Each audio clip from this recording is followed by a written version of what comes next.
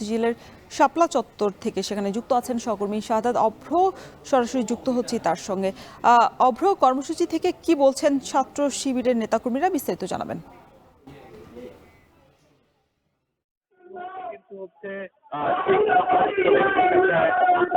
যুগ আগে গণহত্যা চালানো হয়েছে, সেখানে কিন্তু হেফাজত ইসলামের যে আলেম হেফাজত ইসলামের যে আলেম সমাজ আছে তাদের যে হত্যার বিচারের দাবিতে সেটির জন্য কিন্তু বাংলাদেশ ইসলামী ছাত্র শিবিরের পক্ষ থেকে কিন্তু আজকে এই যে আয়োজনটি করা হয়েছে।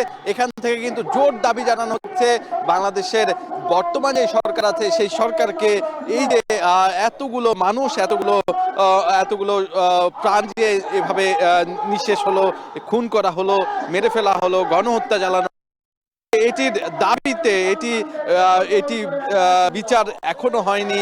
বিগত 12 বছর ধরে অনেকেই আছেন যারা কিনা হচ্ছে এই যে এই শাপলা চত্বরের হত্যার কথা বলতে চেয়েও পারেনি। তাদের জন্য কিন্তু হচ্ছে এই যে আজকে এখানে এসে তারা সবার পক্ষ হয়ে 5ই মে গণহত্যার বিচার চাইছেন এবং তারা বলছেন যে গতকাল কিন্তু একটি রিপোর্ট প্রকাশ করেছে হেফাজত ইসলাম বাংলাদেশ।